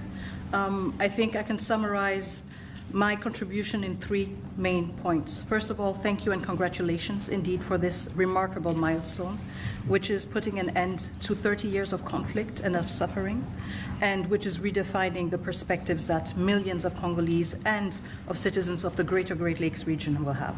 The second point is stay committed, stay on board. We need the United States to make sure that this agreement holds and that you hold us accountable. And the third point is, if you stay on board, I think there are so many perspectives that we can transform our partnerships through, and that can usher in an era of prosperity, of growth, and of shared bilateral relationships that go well beyond the challenges that we've shared together, and that can at least, or finally, focus on the potential and of the wealth that we can share. So again, our heartfelt gratitude to you on my behalf, but more importantly, on behalf of the people of the Democratic Republic of Congo.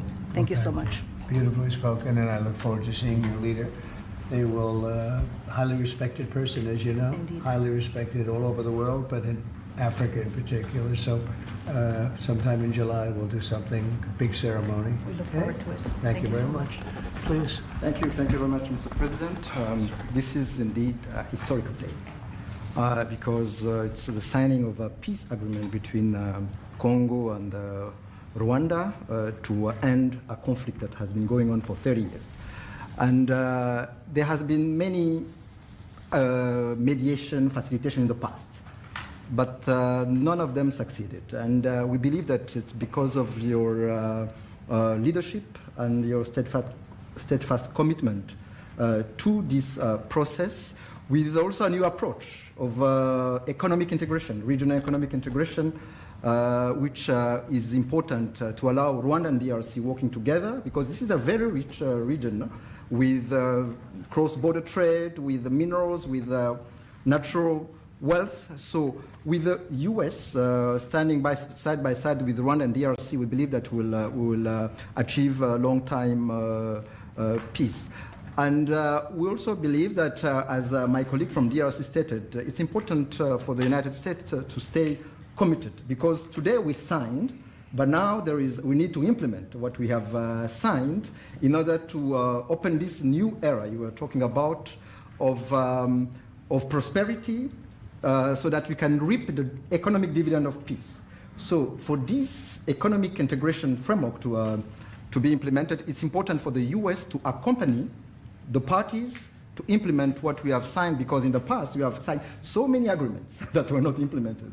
And we are really, we believe that with your leadership, with the involvement of the United States administration, we will reach that goal. So thank you very much, Mr. President.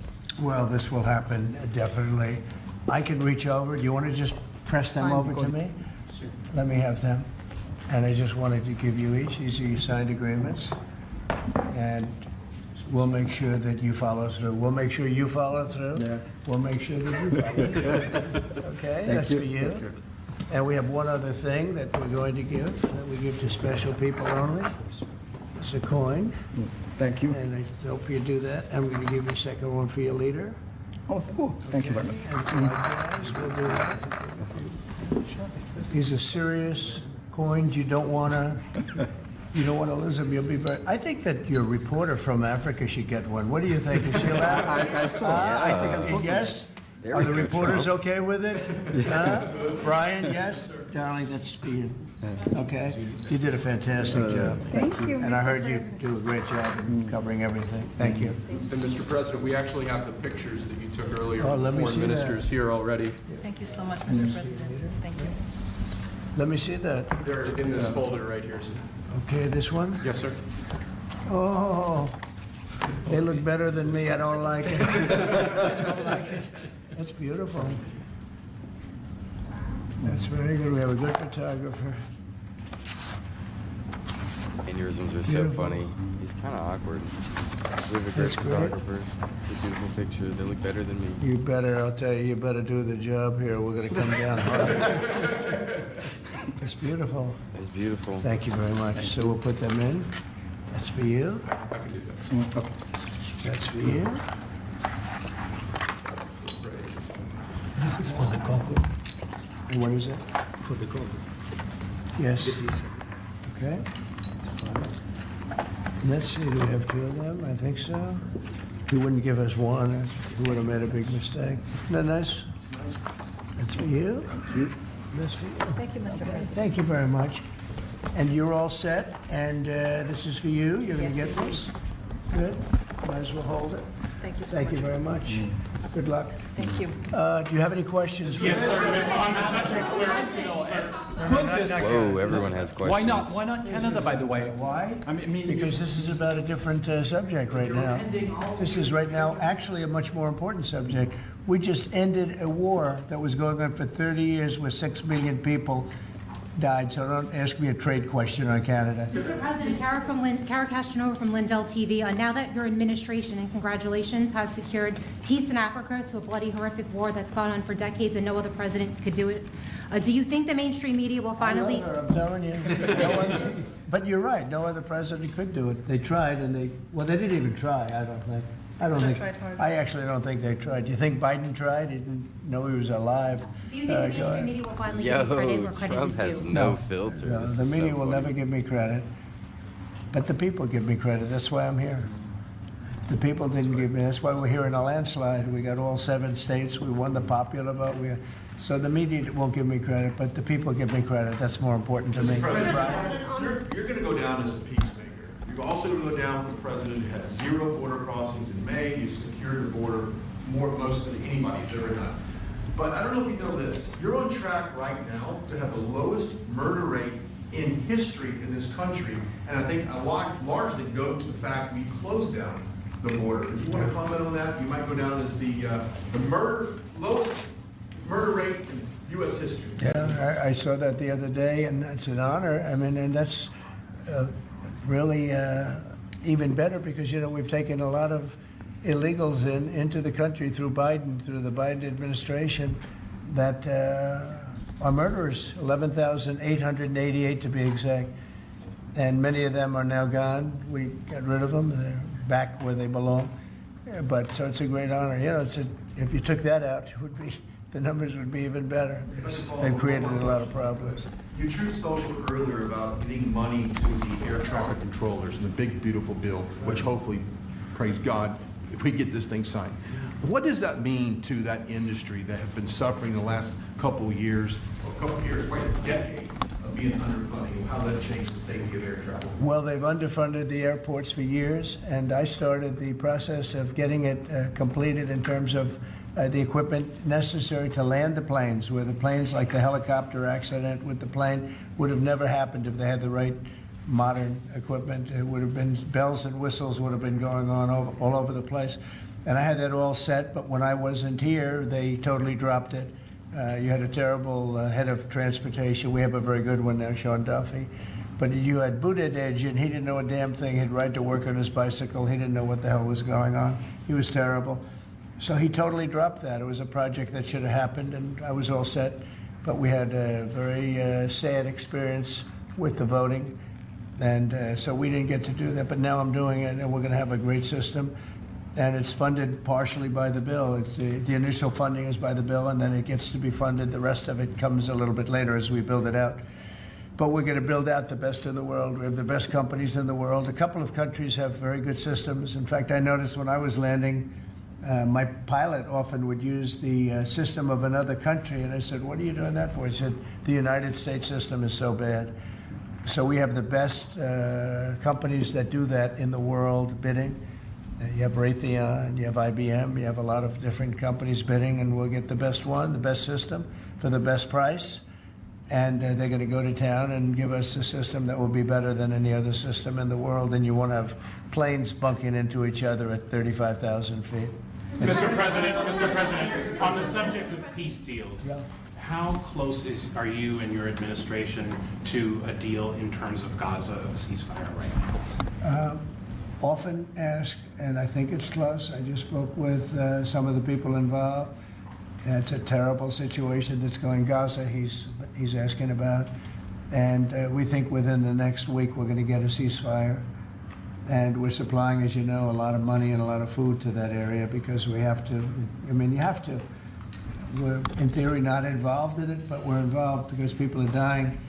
And I look at those crowds of people that have no food, no anything, and you know we're the ones that are getting it there.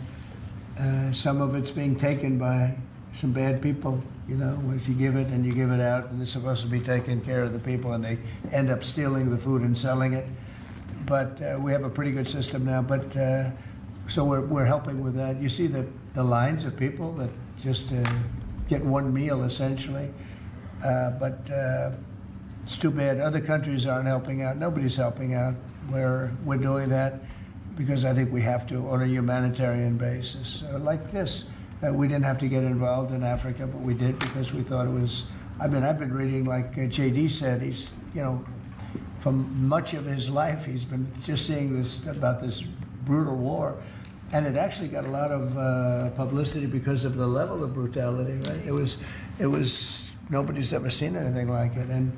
To be involved in that, I mean, I consider this the most important of my conferences today. We just had a great Supreme Court victory today, and everybody would say that was big, but you know, we're talking about saving thousands and probably millions of lives here. This is more important than anything. So it's great, but we're working on Gaza, trying to get it taken care of. And again, you know, a lot of food has been sent there, and other countries throughout the world should be helping also. And on another conflict that I know you've been working on, sir, is it true that you have reached out with a letter to North Korea's Kim Jong-un? Well, if there is a conflict, I get along with him very, very well, and we'll get the conflict solved with North Korea. I've had a good relationship with Kim Jong-un, and I've gotten along with him really great, so we'll see what happens. But somebody's saying there's a potential conflict. I think we'll work it out if there is. It wouldn't involve us, but again, we're very far away from a lot of these places that we're solving problems with. But I enjoy doing it, I like doing it, and it's the right thing to do, and we have an ability to get it done, so we're solving things that we didn't have a lot to do. With Serbia, Kosovo, I told you, we solved a potential disaster. I can tell you that some of the countries that you're not going to hear about, but some countries that were ready to go to war with their neighbor are not going to go to war with their neighbor, and it's a great thing. We have a number of them, but I'm very happy about India and Pakistan because they actually have nuclear weapons. You know, when you talk about Iran, they were trying to get it, but India has nuclear weapons. Pakistan has nuclear weapons, high-level nuclear weapons both. And getting that solved was really great. We did it through trade, so it was a great thing. Mr. President, when it comes to nuclear weapons, Mr. President, are you concerned that the Iranians may have some enriched uranium at Pickaxe Mountain? No. The last thing they're thinking about right now is enriched uranium. They're not thinking about what they want to do is they want to get back to life, and they do want to meet me, and we'll do that quickly. We're going to do it quickly while we're meeting. They said this morning that they don't want to meet with the U.S. Were they telling you something different in private? They may say that to you. Don't you think they want to meet me? Don't you think we have sanctions on there that they can't do anything? Wouldn't you think that they want to meet me? I mean, they're not stupid people, but they went through a lot, and they suffered, and so did Israel. Israel suffered greatly. It was a nasty 12 days, and yeah, we'll see what happens. Are you considering sending Patriot missiles to Ukraine? Have you made up your mind about that yet? I may. Go ahead. On this context, Mr. President, there are a few unanswered questions that remain in this deal. For example, will Rwanda, on this deal, on this conflict, for example, will Rwandan troops pull back from parts of the DR Congo? And also, will the M23 rebel group be allowed to remain in parts of eastern DR Congo?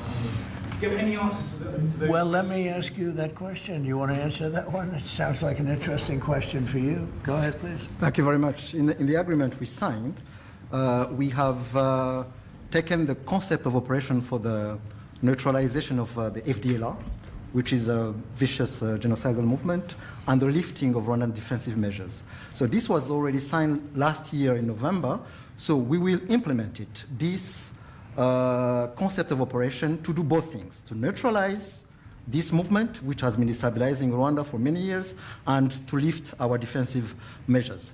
As for the M23, in the agreement also, we have decided to rely on the Doha talks, because there are currently talks between the AFC M23 and the DRC government to have a peace deal also that will complement the Washington peace agreement. So both things are taken care of. Thank you. Mr. President, will the United States be enforcing this agreement? Or Well, we're going to be working with them to get it enforced. They can enforce their own agreement, but we'll be putting a lot of pressure on to make sure it gets enforced. The two people in this room are very, very capable people, and they'll get it done. I think they'll get it done.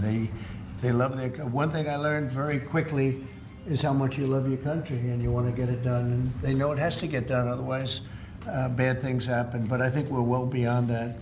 Other presidents should have done what I'm doing right now. They never did it. I don't think they ever tried. I don't think it's like they couldn't do it. I don't think they ever tried. And if they did, they wouldn't be able to do it anyway. And on the President, Yes, thank you. Mr. President, can you share with us what can happen if one of the parts violate this peace agreement? Because we don't want war to come back to Well, I'd rather not say. I would just say that there are big penalties if they violate, and they're not going to. I don't think they will violate. I think they mean it, but we have very severe penalties, financial and otherwise. Okay. Mr. President, to go back to your Truth Social post on Canada specifically, why are you deciding to end trade talks with Canada, and what rate are you looking to set? So Canada put a charge on some of our companies, and Canada's been a very difficult country to deal with over the years.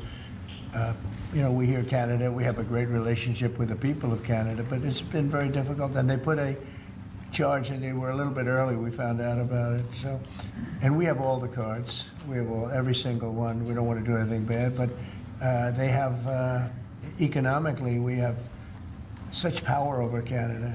I'd rather not use it, but they did something with our tech companies today trying to copy Europe. You know, they copied Europe. It's not going to work out well for Europe either, and it's not going to work out well for Canada. They were foolish to do it. And so I said, we're going to stop all negotiations with Canada right now until they straighten out their act. Okay? Is there anything Canada can do to change your mind about this situation? Well, no, they put a tax on companies that were American companies that they shouldn't, a very severe tax. And yeah, I guess they could remove it. They will, but I don't really, I mean, it doesn't matter to me. We have all the cards. We have all the cards. You know, we do a lot of business with Canada, but relatively little. They do most of their businesses with us. And when you have that circumstance, you treat people better. They've had farmers that are getting like 300, 400, 200% in tariffs. Nobody's ever seen anything like it. We have cases, you don't read this and the people don't report, but they charge us 400% on some dairy products. 400%. Nobody writes that. It's not fair to our farmers, and we've got to protect our farmers. Sir, you just... Yeah, Brian, go ahead. You mentioned how much of a rate cut we would do to the interest on the debt. Earlier today, Director Pulte was on CNBC talking about how he suggested Powell should resign.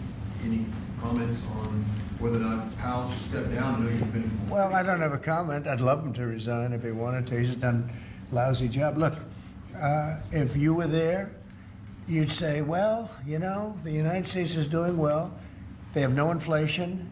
And if they do get inflation in a year or two, we'll start raising the rates. We'll get rid of the inflation, you know, and do other things. Biden had the worst inflation in the history of our country. 19%, but I think it was much higher than that. Frankly, they say 19%. I say I think it's a lot higher than that. And we have almost no inflation now. We've done a great job in a short period of time. Energy prices are way down. Gasoline now is down to close to $2 in a lot of places. A couple of places I see it even broke. It's like $1.98 a gallon. We've done a great job on inflation and honestly, pretty much everything else. I think it's very sad the way people act. You know, you have a guy in there that with the stroke of a pen could lower interest rates and save us hundreds of billions of dollars a year. But he's a stupid person. You know, it's very interesting. I'm not sure if he doesn't understand it, because you should be able to understand it. It's sort of 101 economics, but I'm not sure of that. But think of it, with the stroke of a pen, he talks about costs. We can save $600 billion, maybe even, these are nice numbers for you, right? $900 billion, $950 billion by lowering interest rates. And it's really just more of a paper movement. It's not like you're not cutting anything, you're not cutting jobs. It's just interest rates. And we're number 40 or 44, number 45. Some places that you wouldn't believe that, you know, I don't want to be disparaging, but they pay a lower interest rate than the United States of America. And without us, everything blows up. You know, we sort of control the world in that sense. But we have a guy that's just a stubborn mule and a stupid person that is making a big mistake. He's making a mistake. And it lasts for years, because when you do the debt, now, I've instructed my people not to do any debt beyond 9 months or so. Get this guy out. And whoever is in there will lower rates. If I think somebody's going to keep the rates where they are or whatever, I'm not going to put them in. I'm going to put somebody that wants to cut rates. There are a lot of them out there. And I said this morning, a lot of the business shows today were saying, you know, Trump is right. He should be cutting rates. Think of it. We have a great country. We're making a lot of money. We're taking in billions of dollars in tariffs. We have $15 trillion of money that wants to be invested here, which is a record. In 2 months, it breaks any record that we've ever had for a whole year, and not even close. 15 trillion, and it's going to be much higher than that. That's after essentially 2 months, because, you know, we've been doing it for about 2 months, 2.5 months. $15 trillion breaks every record in the book. There's never been anything like this. We have factories moving in. We have car plants moving in. We have everyone wants to be part of the United States. And as I told you, and I say it to everybody, when I was in the Middle East, the King of Saudi Arabia, Qatar, UAE, all great leaders. They have all great leaders. All three of them said, you got the hottest country in the world, and you did it in... At that time, I was there for 4 months, because we got back a little while ago. But everybody says it, not only them. We have the hottest country in the world right now. The only thing is we have a Fed chairman that is, he doesn't get it. And you could have substantially lower. Like if we cut him 2 points, would save more than think of it, more than $600 billion, just because you cut.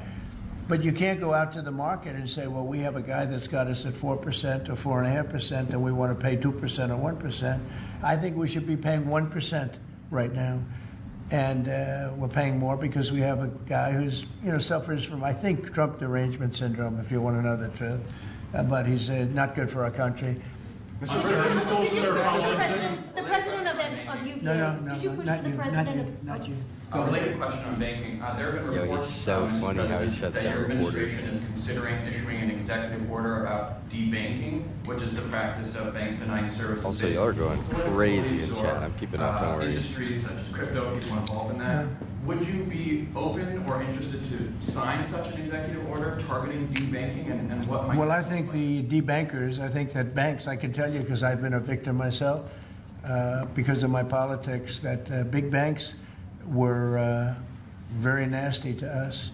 And I actually think it was Biden's people that told him to be, because the one group of people that banks are afraid of are the regulators. They are petrified of the regulators. And I've seen the biggest banker. I can tell you, you see him on television all the time. If a regulator walked into the room, he gets all nervous and crazy. They're afraid of the regulators. And if the Biden people order the banks to be virtually closed, they can do anything they want. The regulators control the banks. It's not the president of the bank. The president of the bank is far less important to a bank than a regulator. And a regulator can put that bank out of business, just like bad prosecutors are very dangerous. You know, we had a couple. I had deranged Jack Smith and some others. And we kicked their ass. But it was, you know, it's a tough kind of a situation. Prosecutors are very dangerous. A great prosecutor is an amazing asset for a country. But a corrupt prosecutor, a bad prosecutor is very bad. Well, the regulators are the same thing. And when they tell the regulator to go and make life impossible for big banks or little banks, they really control it. So there is a lot of debanking, and they call it debanking, call it a lot of different names. Essentially, they make it impossible to do business. And those people are very bad and very dangerous, and they shouldn't be doing it. You told us that on taxes, Mr. President, could you please explain how taxes would go up by 68% if the bill isn't passed? Where does that number come from? Well, it comes from the fact that you have automatically the Trump cuts, which were the biggest cuts that we've ever had. Now, these cuts are even bigger, but from the last administration, we had the Trump cuts. It was a 5-year deal, and it comes due. When you add that to the cuts that you already have and other things, it amounts, according to what they tell me, about 68%. That would mean you'd have a tax, so that you know that the tax cuts that they got, the biggest tax cuts in our history, would immediately go up to that level. And that alone is a big chunk of the 68%. And then you have the other taxes that would accumulate. And they say that you'd have about a 68% tax increase. Sir, you said a moment ago that it won't work out very well for Europe on trade. Does that mean you want to cut off those negotiations as well and just tell them what? No, well, they've been very tough. The European Union was formed in order to take advantage of the United States on trade. That was why they were formed. And they're nasty. They're very nasty. We have a good relationship. I'm dealing with Ursula right now and the group. But it's a very tough situation. They have been unbelievably bad to us. If you look at past precedents, they've treated them very badly. They're being very nice to me because I get it. I know the system, and we have the cards. We have the cards far more than they do. And they have not treated us well, and they're coming to us right now. You know, I said I was going to put on a 50% tariff. As soon as I said that, I put it out on Truth. As soon as I said that, they came to the table. They didn't want to come to the table. My people were telling me, Scott was telling me, and the whole group was telling me that not a good situation. They want to tap it down the line. They don't want to really deal.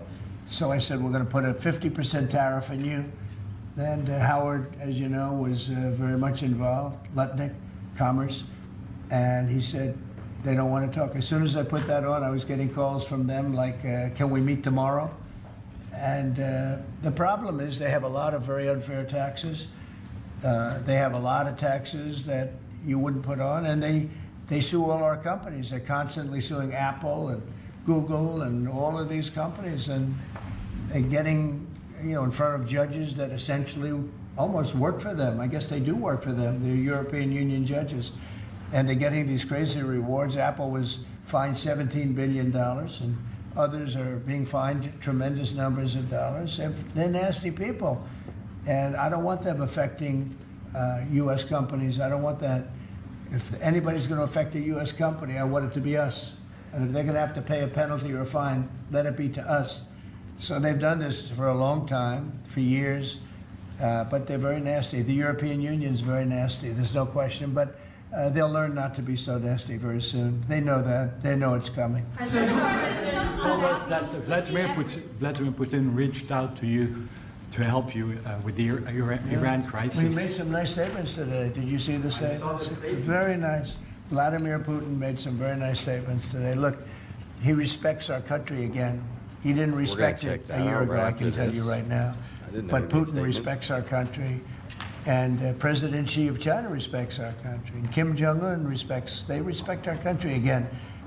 We were not a country that was respected just a year ago. We had a president that was incompetent. We had bad people circulating around this desk, this beautiful, resolute desk.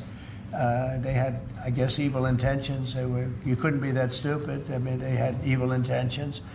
But the world respects our country again. Thank you very much, everybody. Congratulations. Thank you very much, Mr. President. Keep going. Thanks, guys. Thanks, everybody. Right through here. Thank you. Let's check out. It said Putin made some statements. 11 hours. He better not have talked for 11 hours. Let me just. Did he really? Was it really that long, guys? Holy shit. Let's. Is this it?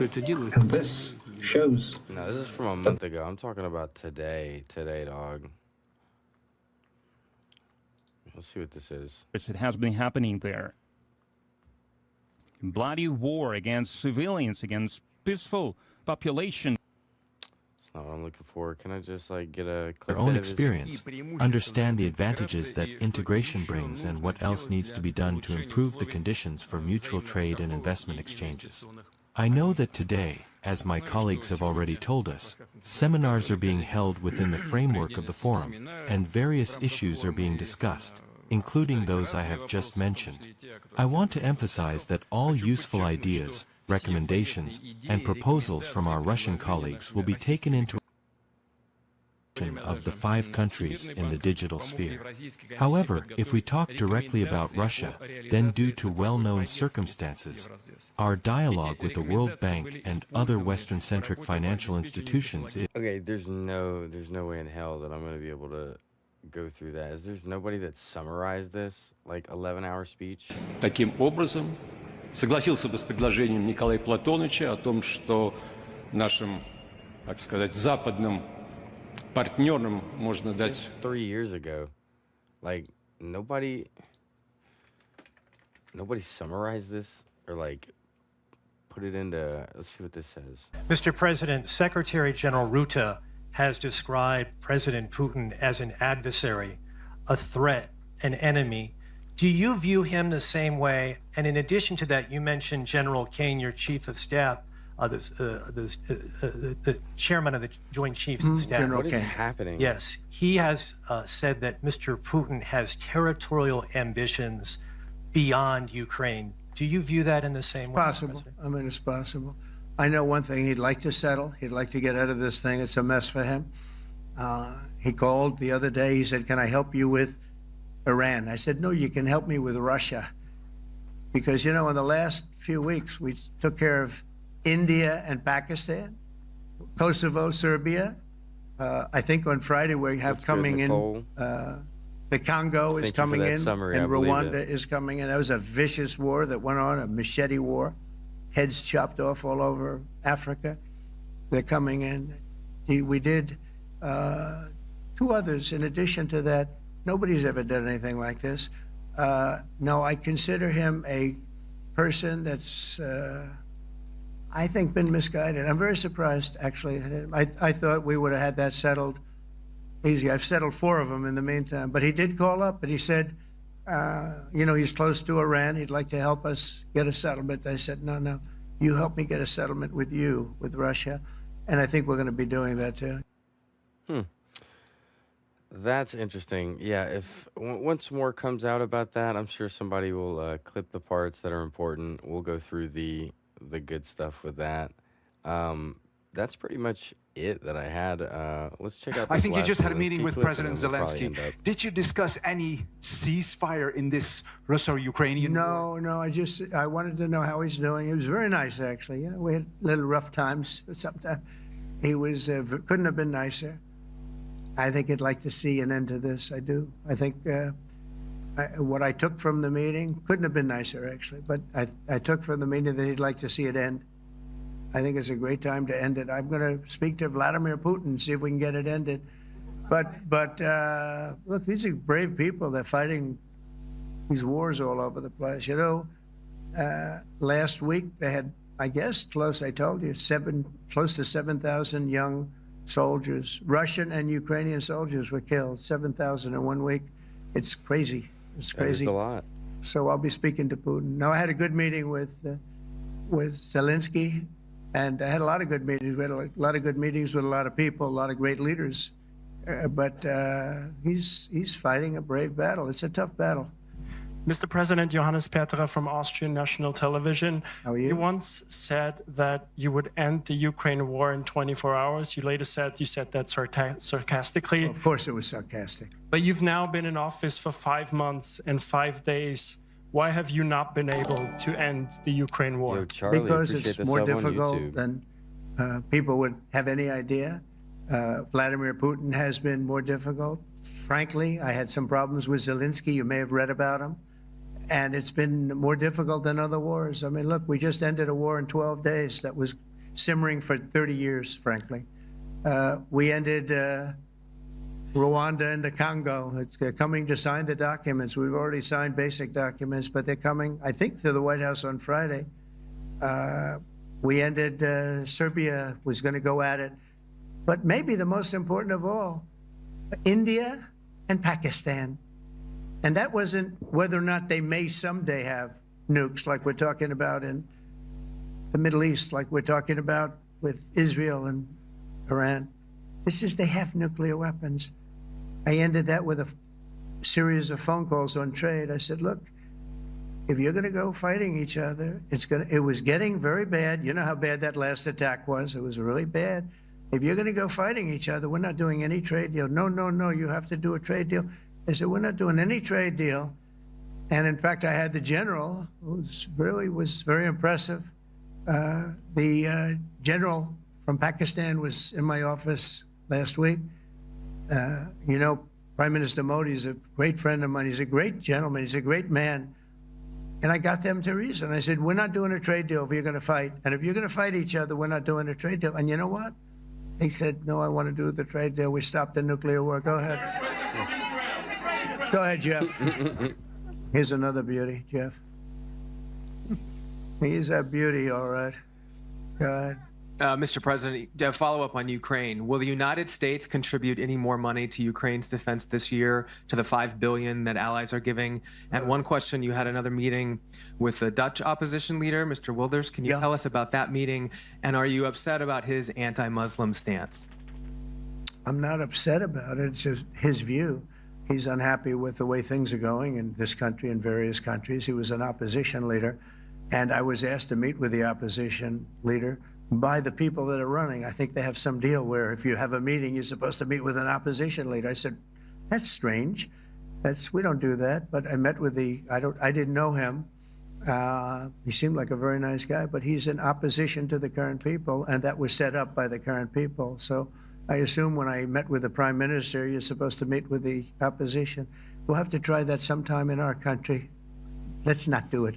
But he was, I thought he was very good. As far as money going, we'll see what happens. There's a lot of spirit. Look, Vladimir Putin really has to end that war. People are dying at levels that people haven't seen before for a long time. Okay, guys, that is going to conclude our update hour, quote unquote. It's pretty much 2 hours at this point. If you stuck around the whole time, I appreciate it. We will be going live, I think, some point in the next 6 hours. I got a morning stream planned. If you enjoyed the stream, double tap your screens. It lets YouTube know we had a good time here tonight. Anyways, guys, you'll catch me live in a bit, and I'll catch y'all next time. Peace out.